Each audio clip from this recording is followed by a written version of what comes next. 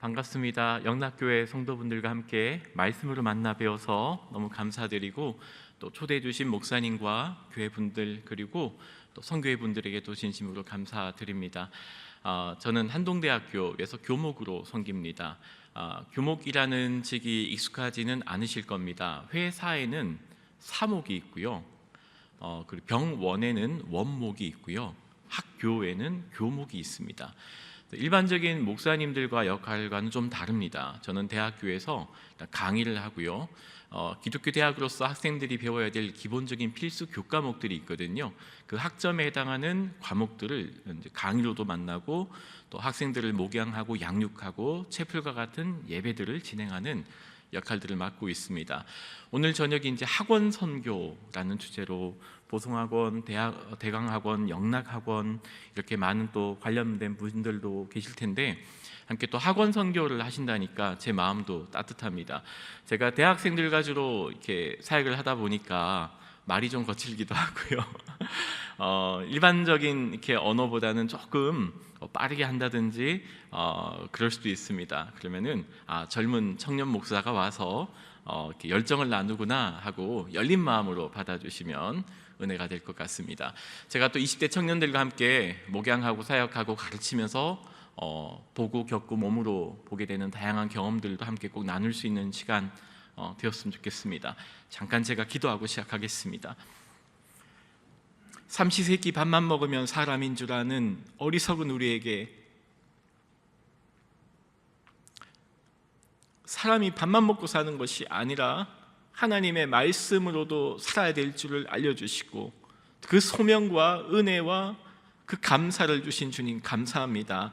함께 그 말씀 앞에 경청하고, 또 그 예수님의 삶과 예수님의 메시지가 이 세대에, 특별히 다음 세대 학생들에게 어떤 의미가 있는지 함께 이 어눌한 입술을 통하여서 영락교회 성도들과 나누려고 합니다.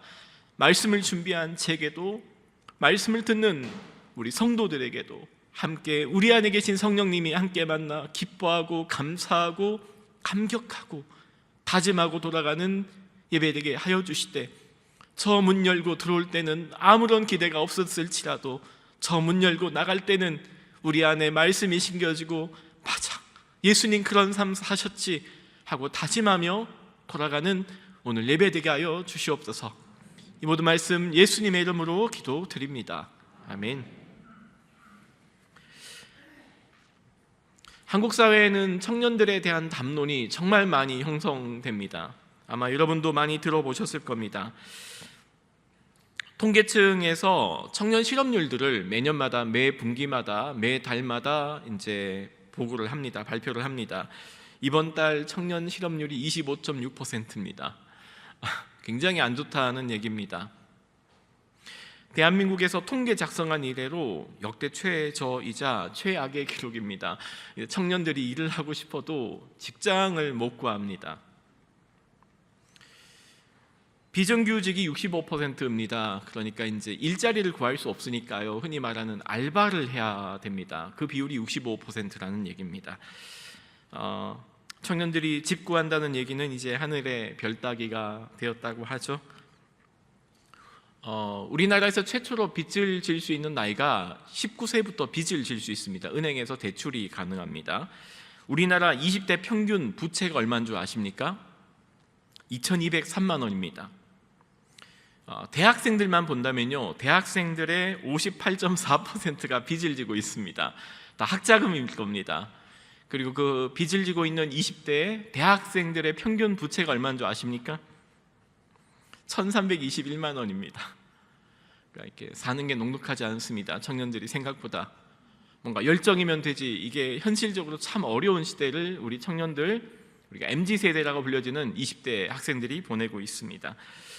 근데 졸업이 안 되니까요, 졸업이 안 되고 졸업을 하는 순간 어떻게 되냐면은 신용불량자가 됩니다. 빚을 갚아 나가야 되는데 직장을 구해야, 월급이 있어야 갚아 나갈 것 아닙니까? 근데 일을 할 수가 없으니까 그 1,300여만 원의 평균적인 부채를 지고 졸업하는 순간부터 신용불량자가 됩니다. 그래서 요즘 청년들이 하는 말 들으셨을 겁니다. M4 세대 이런 말 들으셨죠? 결혼도 부담입니다. 그리고 공부도 출산도 다 부채로 인식이 됩니다. 그래서 조사한 것 한 몇 달이 되었거든요.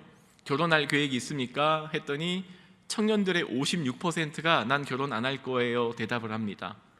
결혼도 부담이 되는, 그래서 결혼을 포기해버리는 이 세대가 이해 안 되시죠? 사실 저도 이해가 안 됩니다. 너무나 급격하게 변하고 있다는 얘기입니다. 뭐 흙수저, 은수저, 금수저 이런 얘기 다 들으셨을 겁니다. 그래서 이 청년들이 세상을 바라보는데 희망이 별로 없습니다. 그냥 암울해 보입니다. 그래서 참 들을 때 가슴 아프셨겠지만 헬조선, 한국이 지옥이라는 거죠. 흙수저, 금수저 이렇게 자신의 신분을 얘기하는 청년들이 됐습니다. 꿈을 얘기하는 시대가 아닙니다. 20대 청년들이 꿈을 얘기하고 앞날을 얘기하고 비전을 얘기하고 비전을 향해 달려가야 될 것 같은데 이 친구들에게는 현실이라는 벽이 너무나 무겁게 보인다는 겁니다. 한국은 자살률이 OECD 회원국 중에 14년째 1위입니다. 14년째입니다. 10세에서 24세를 청년이라고 부르거든요. 청소년, 24세까지가 청소년입니다. 대학교를 마치는. 청소년 사망 1위가 지난 8년째 뭘까요? 자살입니다. 세상에 그 꽃 피어야 될 10대 청년들과 20대 초반의 청년들이 자살로 생을 마감하는 한국이 되었다는 겁니다. 좀 어둡습니다. 모르겠습니다. 제가 청년들과 함께 매일마다 시간을 보내고 수업으로 만나고 이 친구들의 고민을 듣다 보니까 더 그렇게 들렸을지도 모르겠지만 실질적으로 우리가 통계로 보는 우리 청년들의 삶은 그렇게 녹록해 보이지는 않는 것 같습니다. 제가 몇 달 전에 KBS에서 이제 다큐멘터리를 하나 보다가요, 한 청년의 인터뷰를 봤는데 한번 그 대목을 그대로 한번 읽어보겠습니다. 조은혜 씨는 27세입니다. 서울대를 졸업했습니다. 지금은 노량진 고시촌에서 경쟁률 17대 1에 임용고시를 준비하고 있습니다. 3년 차입니다. 사회초년생입니다. 이 조은혜 양이 이렇게 말합니다. 그때만 해도 제가 철이 없었던 게 대학이라는 게 제 미래를 보장해 줄 줄 알았던 것 같아요. 제가 바보였던 거죠. 저는 학자금을 빌려 대학을 다녔고 올해부터 갚기 시작해서 한 2천만 원 남았어요.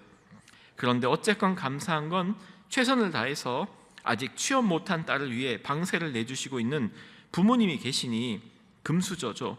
흙수저라고 말하는 사람은 불효녀예요. 제 탓이죠. 성공하지 못한 거. 요 말 중에서 이렇게 마지막에 제 탓이죠. 성공하지 못한 거. 이게 TV를 보는 제게 참 마음이 울렸습니다. 제 탓이죠. 성공하지 못한 거. 이 세상 살아가는 사람들에게 뭘 원하세요? 라고 물으면 뭐라고 답을 할까요? 저는 이렇게 답할 것 같습니다. 아니, 저를 넘어서 제가 만나는 많은 청년들은 이렇게 말할 것 같습니다. 성공하고 싶습니다. 성공하고 싶습니다. 아마 제일 많은 대답이 성공일 것 같습니다. 사실 세상에서 성공을 원하지 않는 사람이 있을까요? 다 성공을 원합니다. 그렇죠? 우리 다 성공하기를 원합니다. 실패하길 원하는 사람은 없을 겁니다. 그래서 사람들은 저마다 성공하기 위해서 힘쓰고 애쓰고 노력하고 공부하고 시간을 들이고 소비하는 과정들을 거치기도 하는 것 같습니다. 문제는 이 성공을 향해 달려가다 보니까 일종의 성공병이라는 게 있는 것 같습니다. 성공이 자신의 삶의 목적이 되어버리는 거죠. 그래서 그 성공을 위해서라면 뭐든지 할 수 있는 겁니다. TV나 언론에서 많이 들으셨죠? 오징어 게임이라는 TV 드라마가 있다. 그게 전 세계에서 유행하고 있다. 이런 말 들으셨을 겁니다. 이 드라마의 핵심 코드가 성공입니다. 근데 무서운 성공입니다. 내가 성공하려면 이 사람의 머리를 밟고 일어서야 됩니다. 내가 성공하려면 무슨 짓이라도 할 수 있습니다. 내가 살아남아야 되니까. 이걸 드라마로 만드니까 열광하는 것이라고 분석을 하더라고요. 이런 성공이죠. 무서운 성공.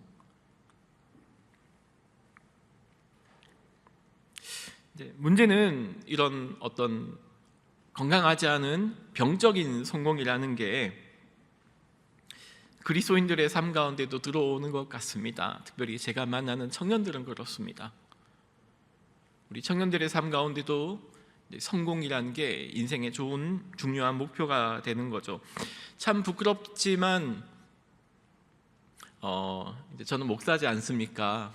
제 친구 목회자들 같이 신학교를 공부했던 동료 목사들을 만나서 한 번씩 식사를 하거나 교제를 나누는 시간이 있으면은 한 번씩 그런 말합니다. 그 박 목사, 그 친구 성공했지. 교회가 3,000명으로 성장했대. 그 친구 성공했지. 그 친구 목회 참 성공했어. 사실 저희 목회자들도 그런 말을 씁니다. 근데 참 들으면 무슨 말인 줄 알겠지만 어떤 생각이 한참 드냐면요, 이제 우리가 목회에도 성공이라는 단어를 붙이게 됐구나. 한 사람의 영혼을 구하는 그 소중한 일에도 우리가 성공이라는 말을 붙이게 되었구나. 더 커지고 더 많아지고 더 높아지는 걸 성공이라고 부르게 되었구나 생각하게 됐다는 겁니다. 제 친구들 중에는 작은 교회를 하는 친구도 있습니다. 이제 성도가 10명밖에 안 됩니다. 전도사를 부릴 여력이 없습니다. 이 친구가 이런 말을 한다는 거예요. 그 박 목사 성공한 목회했지. 그 친구 성공한 목사야 말하는 순간 나는 실패했나 생각이 들더라는 거예요. 어느 순간 우리가 영혼을 돌보는 이 고결한 사역에도 목회에도 성공이라는 말을 붙이게 되더라는 겁니다. 참 부끄럽지만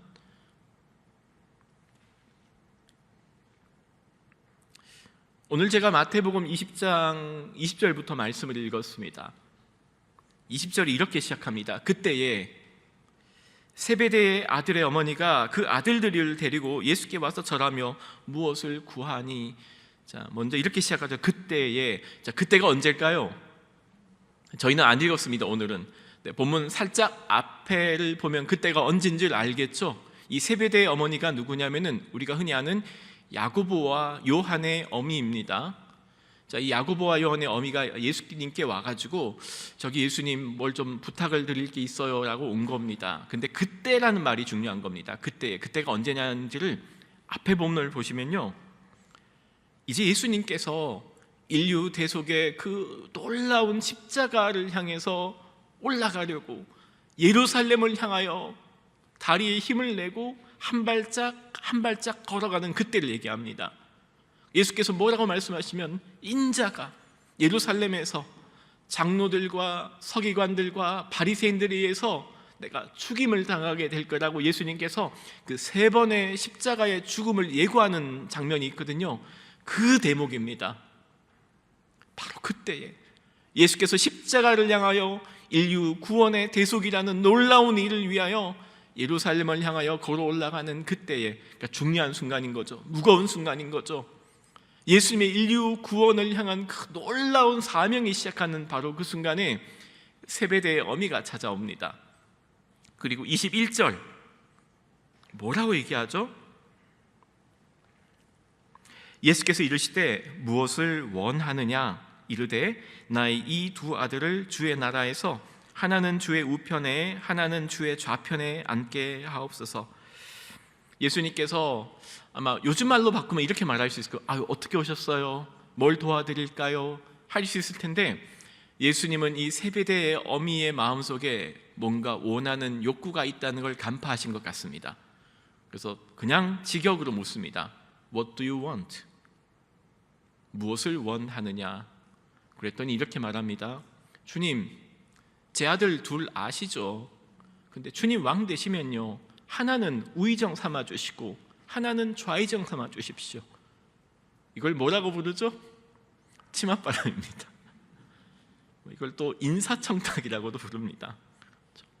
사실 모든 부모의 마음 아닙니까? 주님, 저희 아들 2 있는 거 아시지 않습니까? 주님 잘 기억해 주세요. 일종의 치맛바람이라고도 할 수 있지만 자식이 잘 되기를 바라는 그 부모의 마음이 드러납니다. 근데 예수님께서 독특하게 반응합니다. 너희가 무엇을 구하는지 아느냐? 이 일이 끝난 다음에 24절을 보면요, 이런 구절이 이어집니다. 제가 읽겠습니다. 10 제자가 듣고 그 2 형제에 대하여 분이 여기거늘. 이 10 제자가 왜 분노했을까요? 내가 먼저 얘기했어야 됐는데. 선수를 먼저 친 거죠. 세베대의 아들의 어미가. 그렇죠? 내가 먼저 얘기했어야 됐는데. 이게 분한 겁니다. 즉 이걸 종합하면요, 12제자가 다 뭘 꿈꿨다는 겁니까? 성공입니다. 나도 성공하고 싶은 겁니다. 예수님이 왕이 되시면은 내가 먼저 우의정이 되어야지, 내가 먼저 좌의정 되어야지 하는 마음이 사실 세베대의 두 아들뿐만 아니라 12제자 모두가 있었다는 거겠죠. 이걸 조금 과격할 수도 있겠지만 성공을 꿈꾼 겁니다. 12제자들도 성공을 꿈꾼 겁니다.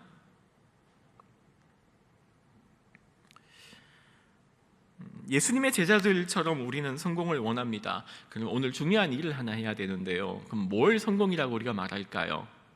아마 이렇게 요약되는 것 같습니다. 더 많이 가지고, 더 높아지고, 더 커지는 것.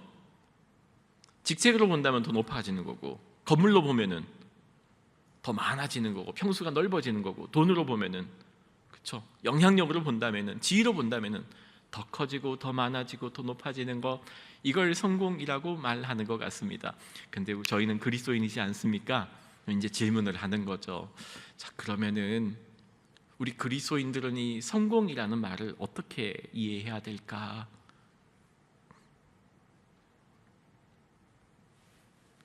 오늘 현대인들은 성공을 더 커지고 더 높은 자리에 오르고 결국은 더 많아지고 더 잘 되는 것을 성공이라고 말하는 것 같습니다. 근데 우리는 압니다. 이게 성공이 아니지 않습니까? 이건 참된 성공이 분명 아닐 겁니다. 자, 그러면 우리는 이제 성경에서 우리 예수님은 우리에게 어떤 성공을 말씀하는지를 찾아봐야 될 겁니다. 우리가 상식적으로 알고 있던 성공이 아니라면은 우리 그리스도인들에게 참된 성공은 무엇일까? 자, 이거 찾으려면 누구를 봐야 될까요? 그쵸, 예수님 봐야 됩니다. 예수님을 보면 우리는 성공이 무엇인지를 알게 됩니다. 예수님의 사역을 한번 생각해 볼까요? 예수님 3년간의 공생에 거치셨습니다. 퍼블릭 라이프라고 하죠. 공적인 삶을 사셨습니다. 예수님의 그 3년간의 공생애를 보면은 그 사역 뒤에 남는 걸 한번 볼까요? 12제자와 여제자 몇 명뿐이었습니다. 게다가 예수님이 아끼던 제자 중에 한 명은 얼마 되지도 않은 돈으로 스승님을 팔아넘깁니다. 예수께서 신뢰한 수제자 베드로는 사람들 앞에서 스승을 3번이나 부인합니다. 게다가 저주까지 하고 도망가고 맙니다. 우리 주님의 사역으로 생각한다면은, 세속적인 성공이라는 기준으로 본다면은 우리 주님의 사역은 실패했을까요? 성공한 사역일까요? 이 표현이 참 경거망동해 보이지만 우리 주님 사역으로 보면요, 그렇게 성공적이지는 않은 것처럼 보입니다. 우리 주님 3년간의 사역의 결과가 뭘까요? 도망간 제자들, 배신한 수제자, 배반하고 팔아넘긴 제자. 근데 우리는 예수님의 사역을 누구도 실패했다고 말하지 않습니다. 왜 그럴까요? 예수님께서 걸어가셨던 그 십자가의 길은 어떤 사람도 해낼 수 없는 사랑과 낮아짐과 겸손과 헌신과 죽음의 길이었지 않습니까? 그 결과 우리가 다 여기 앉아 있는 겁니다. 그래서 우리는 예수님의 사역을 실패한 사역이라고 누구도 말하지 않습니다. 예수님 그 십자가 지기 전에 마지막 기도가 무엇이었죠? 내 뜻대로 마옵시고 아버지의 뜻대로 되기를 원합니다. Not my will but yours. 나의 뜻이 아니라 아버지 당신의 뜻. 우리가 예수님의 3년간의 공생애를 요약하면 이렇게 말할 수 있어요. 내 뜻이 아니라 누구의 뜻을? 아버지의 뜻을 구한 삶. 이었기 때문에 우리는 예수님을 실패한 사람이라고 보지 않습니다. 자, 그러면 오늘 저희가 저와 함께 말씀을 나누면서 우리는 성공을 이렇게 요약할 수 있습니다. 그리스도인들에게 성공이란 무엇일까요? 결과가 좋지 않을 수 있어요. 그런데 거기에 누구의 뜻이 있다면, 주님의 뜻이 있다면 그 길을 묵묵히 걸어가는 사람이 성공한 사람이라는 겁니다. 이해되셨죠? 얼마나 더 많이 가지고 얼마나 더 높은 자리에 앉고 얼마나 더 커지는 것이 아니라 결과와 상관없이 우리가 주님의 뜻이 있는 그 길을 얼마나 묵묵히 순종하고 걸어가고 있는가로 우리는 새롭게 성공이라는 단어를 바꿔야 한다는 얘기입니다. 이해되셨죠? 자, 이제 그럼 적어도 물론 성공을 많은 말로 우리가 번역하고 해석하고 설명할 수 있겠지만 적어도 저와 함께 말씀 나누는 이 시간만큼은 우리는 무엇을 성공이라고 말할 거냐면은 주님의 뜻이 있는 곳에 나의 마음도 있고 주님이 손길이 머문 곳에 내 손이 머물고 주님의 발이 머문 곳에 내 발이 머물게 하는 것, 그 주님의 뜻을 따라 사는 삶을 우리는 이제 성공이라고 말할 겁니다. 예수님께서는 그 아버지의 뜻을 이루고자 이제 십자가에서 죽기까지 순종하셨죠. 내 뜻대로 마옵시고 아버지의 뜻대로 되기를 원하나이다. 제자들이 와서 예수님께 선생님 뭘 기도하면 좋을까요? 물으니까 예수님 뭐라고 기도하시나요? 하늘에서 그 하나님 아버지의 뜻이 하늘에서 이루어진 것처럼 이 땅에도 통일하게 이루어지게 해달라고 너희는 날마다 기도하라. 그걸 우리는 주기도문이라 부르죠. 뜻이 하늘에서 이루어진 것 같이 땅에서도 이루어지이다. 이런 케이스는 성경에 넘쳐납니다. 이사야라는 사람을 잠깐 볼까요? 이사야서에는 독특하게 1장에서 한번 6장에서 한번 소명의 장면이 나옵니다. 모든 예언서는 1장 1, 2, 3절에 그 예언자가 하나님께 부름받은 소명의 장면이 기록이 됩니다. 그런데 이사야서는 독특하게 6장 전체를 할애해서 한 번도 이사야가 하나님께 받았던 소명의 장면을 구체적으로 보여줍니다. 6장을 펼치면은 저희 찬양 중에 주께서 높은 보좌에 앉을 그 찬양 있죠. 이게 그 이사야서 6장을 가지고 찬양을 만든 겁니다. 이사야가 하나님의 음성을 듣습니다. 6장을 보시면요, 하나님이 뭐라고 말씀하시냐면 누가 우리를 위하여 갈고, 하나님이 지금 사람을 찾는 겁니다. 누군가를 보내고 싶은 거예요. 그 하나님의 뜻을 선포하고 하나님의 뜻을 백성들에게 말할 그 사람을 찾는데 사람이 없는 겁니다. 그래서 하나님이 탄식하고 계세요. 누가 우리를 위하여 갈고. 이사야가 그 하나님의 부름을 듣는 거죠. 그때 이사야가 손을 번쩍 들고 말합니다. 주님, 딴 사람 찾지 마십시오. 제가 여기 있습니다. 그게 우리가 부른 찬양이지 않습니까? 주님, 내가 여기 있사오니. 주님, 제가 여기 있습니다. 제가 있습니다. 저를 보내주십시오. 이게 이사야의 부름이었습니다. 자, 그러면 우리가 상식적으로 이사야가 손 번쩍 들고 주님, 저를 보내주십시오. 제가 여기 있지 않습니까? 자, 그럼 이제 하나님이 뭐라고 답을 해야 됩니까? 아, 고맙다 이사야야. 네가 이렇게 좋은 결정해줬으니 내가 능력 주고 힘 줄게. 열심히 사역해라. 사실 이게 논리적이시죠. 근데 우리 하나님 정말 아픈 말씀을 합니다. 이사야서 6장 9절에서 10절입니다. 제가 읽겠습니다. 여호와께서 이르시되 가서 이 백성에게 이르기를 너희가 듣기는 들어도 깨달지 못할 것이요 보기는 보아도 알지 못하리라 하여 이 백성의 마음을 둔하게 하여 그들의 귀가 막히고 그들의 눈이 감기게 하라. 지금 이해하셨습니까? 이사야야, 네가 가서 사람들이 아무리 네가 선포해도 그 사람들 안 들을 거다. 네가 아무리 선포해도 그들 보지 않을 거다. 지금 하나님이 이해가 되십니까? 축복하고 능력하고 은혜를 줘서 보내도 부족할 판인데 하나님이 뭐라고 말씀하시면 이사야야, 네가 아무리 가도 선포해도 사람들이 안 들을 거다. 사람들이 안 볼 거다. 그들의 마음이 꽉 닫힐 거다. 이 말을 들은 이사야 마음이 좋았을까요? 실망으로 가득 찰까요? 그렇죠. 10절 이렇게 하나님께 묻습니다. 언제까지니까? 하나님, 제가 이 사역을 도대체 언제까지 해야 됩니까? 제가 아무리 말해도 듣지도 않는 사역을 언제까지 해야 됩니까? 하나님이 그러자 성읍들은 황폐하여 주민이 없으며 가옥들에 사람이 없고 이 토지는 황폐하게 되어 여호와께서 사람들을 멀리 옮기셔서 이 땅 가운데 황폐할 곳이 많을 때까지니라.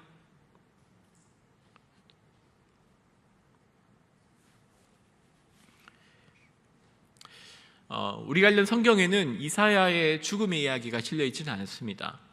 유대인의 전승에는 이사야가 어떻게 죽었는지를 담는 전승이 몇 개가 나옵니다. 이사야가 히스기야 왕 때까지 사역을 하거든요. 혹시 히스기야 왕은 선한 왕이었습니다. 이 히스기야 왕의 아들내미 이름 아십니까? 감사합니다. 므낫세라는 왕이 있습니다. 유대 역사상 최장기 집권합니다. 54년간 통치합니다. 근데 정말 망나니 같은 아들이 납니다. 그 좋은 선왕 밑에서 별명이 우상의 왕자였습니다.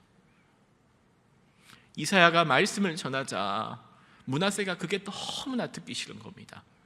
병사들을 시켜다가 잡아오라고 명령을 합니다.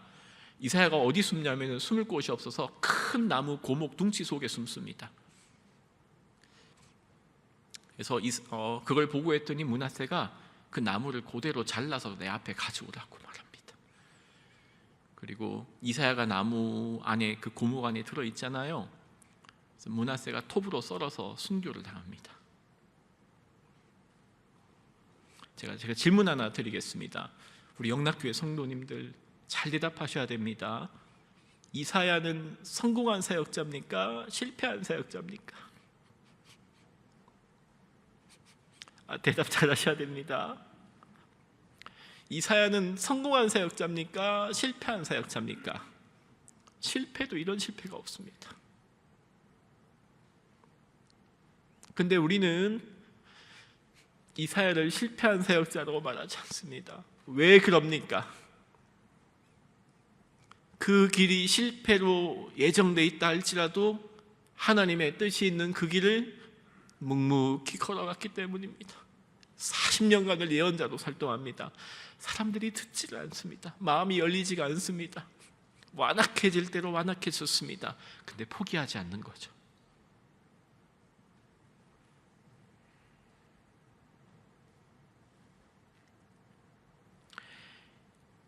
한 명 더 볼까요? 이사야서 뒤에 뭐가 나오죠? 예레미야서입니다. 예레미야는 이사야와는 좀 정반대 사람입니다. 이사야는 화려합니다. 하나님을 만나는 장면도 화려해요. 천사가 숯불을 가지고 이사야의 입술을 막 지집니다. 한번 상상해 보십시오. 칙 소리가 막 났겠죠. 입술을 깨끗해 하고 천사 스랍들이 날아다니고 거룩하다 거룩하다 거룩하다 하나님의 보좌를 보고. 예레미야는 사람이 차분합니다. 예레미야가 하나님을 만났을 때 어떻게 반응하냐면요, 그냥 눈물 흘리고 웁니다. 조용히 웁니다. 하나님, 저는 아이라 말을 못합니다. 내가 주님의 사역을 하려고 하는데 저는 입이 너무나 어눌한 사람입니다. 그래서 하나님이 어떻게 할까요? 천사가 그 하나님이 손으로 예레미야의 입에 갖다 댑니다. 그리고 내 말을 네 입에 둔다. 괜찮다. 할 수 있다. 위로해 주시면서 사역자를 보냅니다. 자, 그러면은 이 사역이 잘 될까요? 안 될까요? 우리가 머리로 생각하면 잘 돼야 되지 않겠습니까? 하나님이 부르셨잖아요. 하나님이 그 입에 말씀을 넣어 주신다면서요. 예레미야서 읽어보십시오. 안 듣습니다. 그 사역을 얼마나 합니까? 40년을 합니다. 예레미야서 마지막 끝이 어떻게 끝납니까? 아무도 말씀을 안 들어서 나라가 망합니다. 왕이 두 눈 뽑힌 채 바벨로니아로 끌려갑니다. 왕비는 벌거벗긴 채 쇠사슬에 묶여서 다 포로로 끌려가는 걸 보는 겁니다. 예레미야의 40년간의 사역의 끝이 뭡니까? 자, 다시 두 번째 질문 드리겠습니다. 예레미야는 성공한 사역자입니까? 실패한 사역자입니까? 실패도 이런 실패가 없습니다. 근데 우리는 예레미야를 실패한 사역자로 말하지 않습니다. 왜 그럴까요?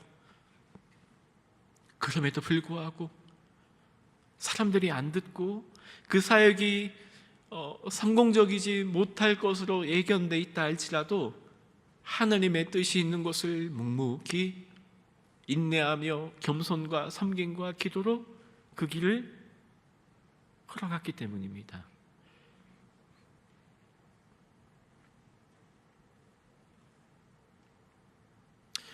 사랑하는 영락교회 성도 여러분, 우리는 이 사람들이 결국은 실패할 사역에 부름을 받았지만 끝까지 하나님의 마음, 하나님의 뜻에 순종했다는 사실에 주목해야 됩니다. 이걸 깨달았던 이사야가 이렇게 고백합니다. 이는 내 생각이 너희 생각과 다르며 내 길은 너희의 길과 다름이니라. 여호와의 말씀이니라. 이는 하늘이 땅보다 높음같이 내 길은 너희의 길보다 높으며 내 생각은 너희의 생각보다 높으니라. 내 뜻대로 마옵시고 아버지의 뜻대로 되기를 원하나이다 라는 예수님의 그 기도와 이사야의 이 고백이 너무나 일치하는 것처럼 보이지 않습니까?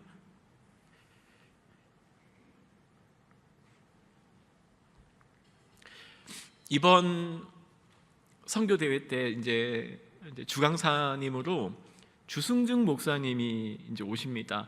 주승중 목사님은 제가 신대원에서 대학원생으로 이제 신학 공부를 할 때 제 설교학 교수님이셨습니다. 그래서 저는 주승중 목사님의 이제 강의와 말씀을 듣고 이제 학교를 다녔던 기억이 있거든요. 주승중 목사님이 주기철 목사님의 손자세요. 주기철 목사님 이 얘기 말씀은 들어보셨죠? 어떤 분이신지. 저 오늘 이제 영락교회를 오면서 어떤 메시지 나눌까 하다가 이제 주승중 목사님이 또 주강사로 모레부터 오신다는 말씀을 들으면서 그 주승중 목사님이 제게 학생 때 제게 해주셨던 그 주기철 목사님의 이야기가 오버랩되기 시작했습니다. 그래서 제가 주기철 목사님 얘기 잠깐 우리 성도분들과 나누고자 합니다. 1937년부터 일제가 문화말살 정책이라는 정책으로 변환하게 됩니다. 이 문화말살 정책의 가장 핵심적인 요소는 흔히 말하는 천황숭배 이데올로기, 좀 어려운 말이지만 신사참배였습니다. 신사를 전국에 2만 개를 세웁니다. 2만 개입니다. 전국에. 3년 동안 이 신사참배 이데올로기에 동원된 조선 사람들이 200만 명이었습니다. 그 당시에. 교회는 이걸 반대해야 될까요? 그냥 넙죽 가서 인사하고 오면 될까요? 그게 아닌 겁니다. 그 중에 그 신앙의 절개를 지켰던 사람들의 이야기가 이제 주기철 목사님의 이야기입니다. 1938년부터 8년 동안 4차례 투옥 생활을 하십니다.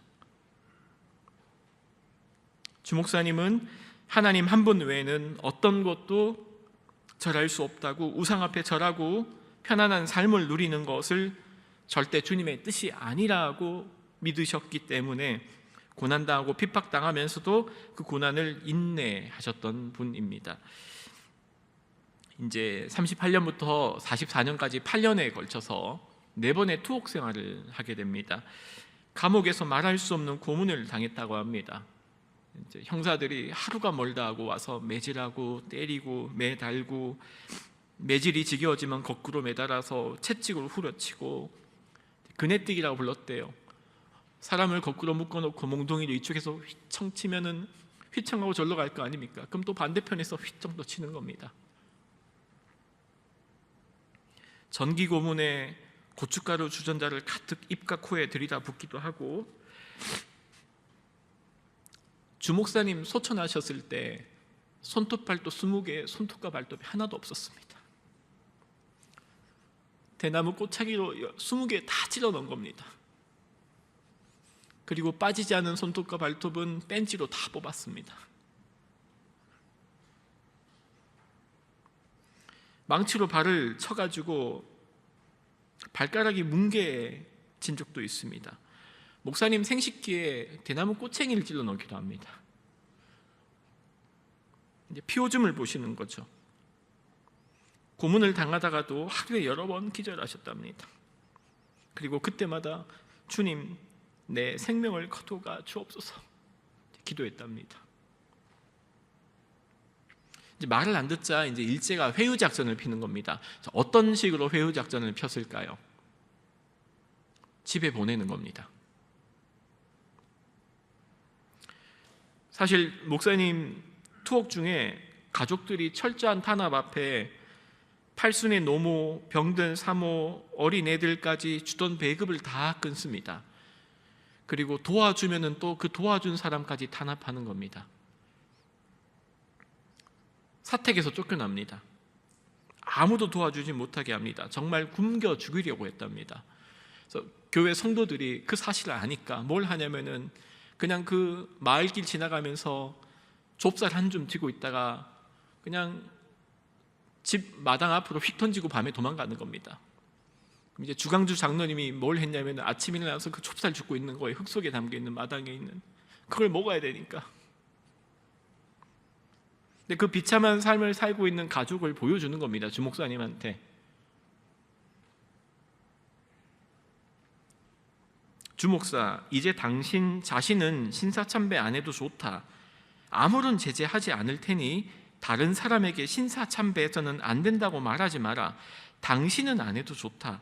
그럼 노모와 아내와 아이들과 함께 고향으로 돌아가 편히 살 수 있도록 도와주겠다. 이게 주목사님에게는 큰 유혹이었답니다.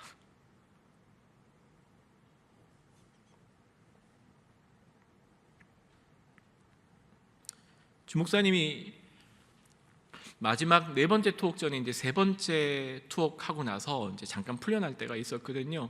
그때 이제 산정형 교회에서 하셨던 설교문이 아직 남아 있습니다. 목사님이 뭐라고 기도하시냐면요, 여러분, 사람이 제 몸의 고통은 견딜 수 있지만 부모와 처자를 생각하면 철석 같은 마음도 깨지는 경우가 허다합니다. 어린 자식들이 우는 소리에 순교의 길에서 돌아선 자도 많습니다. 그러니 이 육신에 얽힌 정에서 나를 풀어달라고 나를 위해 기도해 주십시오.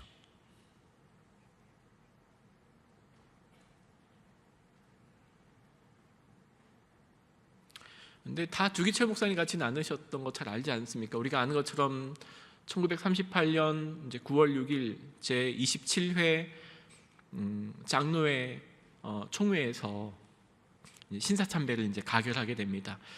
전국 27개 노회장 목사님들, 장로님들 한 220분이 다 모여가지고 신사참배는 종교 의식이 아니라 그냥 국가 의례일 뿐이다라고 해서 200여 분이 전체로 평양에 이제 신사로 몰려가서 참배하고 우통 벗고 이제 대동강 들어가서 이제 충성을 다짐하는 이제 한국교회 아픔으로 남아 있는 그 사건이 이제 있었던, 잘 아마 아실 겁니다.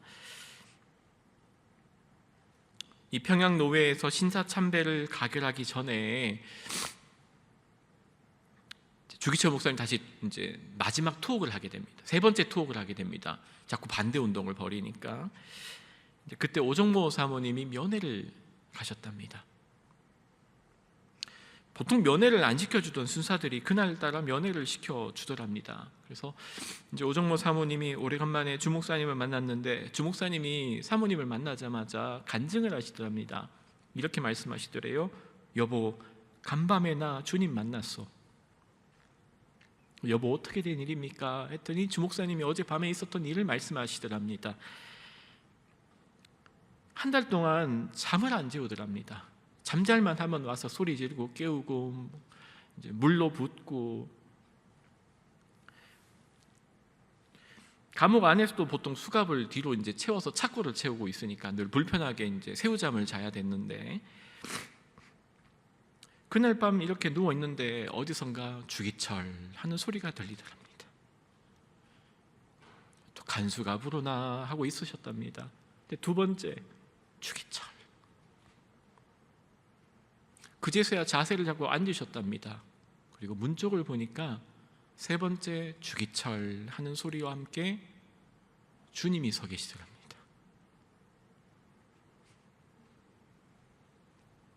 주님이 굉장히 슬픈 얼굴로 계시더랍니다. 그리고 주목사님께 이렇게 물으시더랍니다.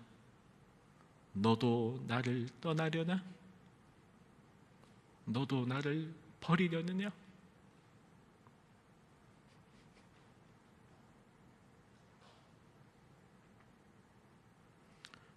주 목사님이 이렇게 대답하셨답니다. 아닙니다, 주님. 주님 날 위해 십자가에서 물과 피 흘리셨는데 나 어찌 주님 모른다 하겠습니까? 주님 날 위해 물과 피 쏟으셨는데 나 어찌 주님 모른다 하겠습니까?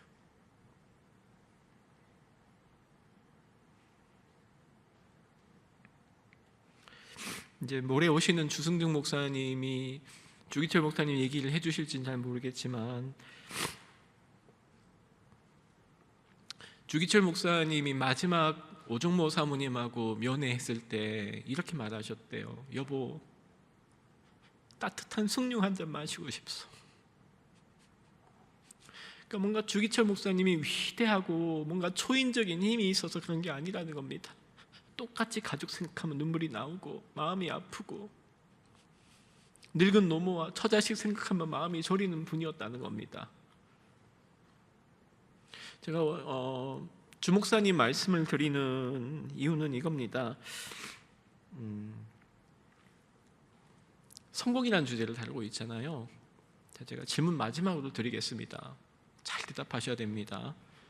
우리 주기철 목사님은 성공한 목사입니까? 실패한 목사입니까?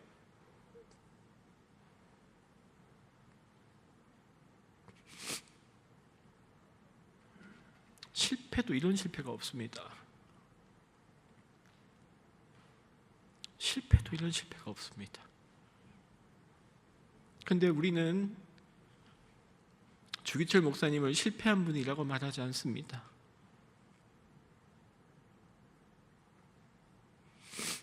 (80, 90년이) 됐지만 저처럼 40 중반의 새파랗게 젊은 목사의 가슴 속에 살아남아서 오직 예수, 신앙의 절개라는 메시지를 주고 계십니다. 아직 저처럼 새파란 젊은 목사의 마음속에서 살아남아서 오직 예수라는 메시지를 전해주십니다. 다시 본문으로 돌아가 봅시다. 세베대 어미가 왔습니다. 예수님 묻습니다. 무엇을 원하느냐? 이 자리도 우리 부모님들 계실 겁니다. 딸 자식, 아들 자식 키우고 학교 보내고 학원 보내고 공부시키고 많이 하셨을 겁니다. 자, 예수님 만날 일이 있으셨습니다. 그때 주님 묻는 겁니다. 무엇을 원하느냐? 뭐라고 답하실 겁니까? 그게 교육입니다. 이 자리 대부분 부모님들이 앉아 계실 겁니다. 이미 출가시킨 부모님 계실 것이고 유치원 보내는 아이 부모님도 계실 것이고 이제 손자분들을 키우는 분도 계실 것이고 이제 초중고등학교 보내는 분도 대학을 보내는 분도 계실 텐데 우리 주님 똑같이 물으십니다. 무엇을 원하느냐? 주님, 제 자식 둘 있는 거 아시죠? 성공하게 도와주옵소서, 복을 주옵소서. 근데 중요한 것, 무엇이 성공인지를 주님께 말씀드려야 됩니다. 우리 주님 똑같이 물으십니다. 사실 내 새끼 내 자식 성공하길 바라는 건 다 부모된 우리 마음이지 않습니까? 주님도 아실 겁니다. 그래서 말해야 됩니다. 주님, 내 새끼만큼은 예수 믿는 자식 되게 도와주십시오. 주님, 이 녀석만큼은 하나님의 마음이 있는 곳에 제 아들의 발이 있게 도와주옵소서. 주님, 이놈만큼은 주님 평생 따라다니며 주님의 마음으로 살아가는 아들 되게 하고 딸 되게 하여 주옵소서. 이게 우리 부모가 해야 될 기도입니다. 그걸 우리는 교육이라고 부릅니다. 학원 사역이 따로 있는 게 아닙니다. 물론 저처럼 우리 보성학원, 대강학원, 영락학원 교사와 있고 이사진이 있고 교육업계에서 실질적으로 가르치는 교사도 있지만 교육이라는 건요, 저희 학원에 있는 사람들만 하는 게 아닙니다. 뭐가 제일 필요할까요? 그게 부모님들입니다. 부모 없는 교육은 안고 빠진 호떡이자 안고 빠진 호빵입니다. 출가시켰다고 다 키웠다고 생각하지 마십시오. 우리 손자들, 손녀들 보시면요, 보실 때마다 머리에 손 얹고 축복기도 해주십시오. 우리 권사님들, 장로님들, 너는 주님의 사람이 될 거다. 너는 주님의 길을 걷는 자녀가 될 거다. 손자, 손녀 머리 위에 손 얹고 축복기도 해주십시오. 우리 딸 자식, 아들 자식 키우는 부모님들 계시죠? 다 큰 자식 아닙니다. 대학 다녔다고 물으셔야 됩니다. 요즘 기도하나? 요즘 예배 드리고 있니? 요즘 말씀 보고 있니? 주님의 마음이 네 심장 속에 살아서 움직이니? 우리 그런 삶 살자. 집에 문제가 생기시면 두 분만 기도하시면 큰일 납니다. 부르세요. 완전아, 사실 이번 달에 우리 집에 돈이 없다. 우리 같이 기도하자. 너도 무릎 꿇자. 자녀들을 양육의 대상으로만 보지 말고요. 그렇지. 함께 기도할 동역자를 불러보십시오. 얘야, 이번 달에 할머니가 아프시다. 우리 기도하자. 너도 무릎 꿇자.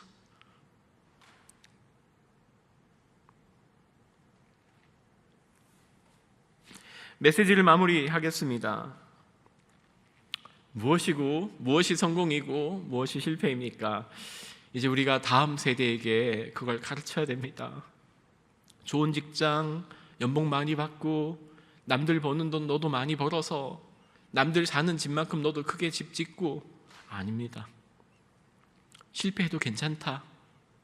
주님의 뜻을 구하자. 우리 예수님의 길을 걷자. 우리가 낮아지자.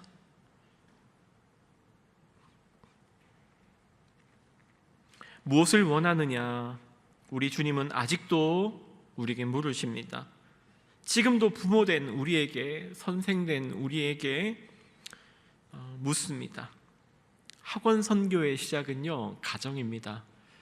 제발 그 신앙교육을요, 우리 전도사님들과 목사님들에게 주일만 맡기면 안 됩니다. 아셨죠?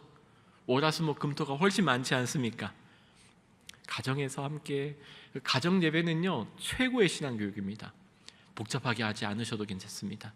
아이들과 함께 좋아하는 찬송 하나 부르고요, 찬양 하나 부르고 말씀 한 장 읽고 아멘 기도하고 마쳐도 됩니다. 그 말씀 읽고 기도하는 그 음성을 아이들이 듣습니다. 아이가 침대에 눕잖아요. 그럼 이렇게 가서 이마에 손을 얹고 기도해 주세요. 그럼 막 그럴 겁니다. 엄마 뭐 하는데? 그러지 마. 이상하게 왜 그래? 그러면은 그냥 무시하고 이마에 손 얹고 기도해 주세요.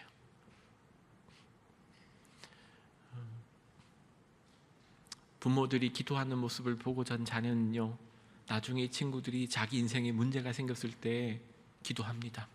이건 제가 장담합니다. 근데 엄마 아빠가 기도하는 걸 한 번도 못 봤어요. 부모님이 찬양 부르는 모습을 한 번도 들은 적이 없습니다. 자기 인생에 문제가 생겨도요, 기도와 찬양이 나오기가 힘듭니다. 메시지 마무리하겠습니다. 부름받아 나선 이 몸 어디든지 가오리다.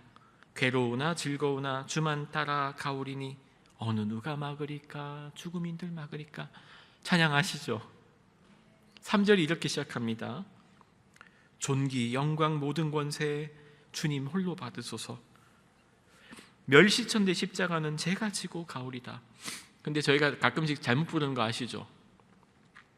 존귀 영광 모든 권세 제가 지고 가오리다. 멸시천대 십자가는 주님 홀로 받으소서. 우리 다음 세대 아이들이 이 믿음 가운데 우리가 가진 믿음의 이 유산과 신앙과 무릎 꿇고 기도하고 주님의 이름을 외치고 주여 삼창 부르던 신앙이 다음 세대까지 이어져야 됩니다. 근데 이게 쉽지 않습니다. 함께 기도해 주십시오. 우리 학원 사역하시는 선생님들, 기독교사들 가운데 좋은 교사가 나올 수 있게, 좋은 믿음의 학교가 이어져 나갈 수 있게, 경영이 어렵지 않게 우리 성도분들께서 기도해 주시고 힘을 실어 주시고 또 함께 중보해 주십시오.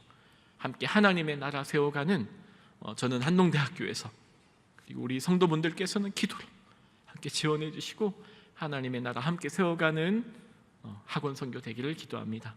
제가 기도하겠습니다.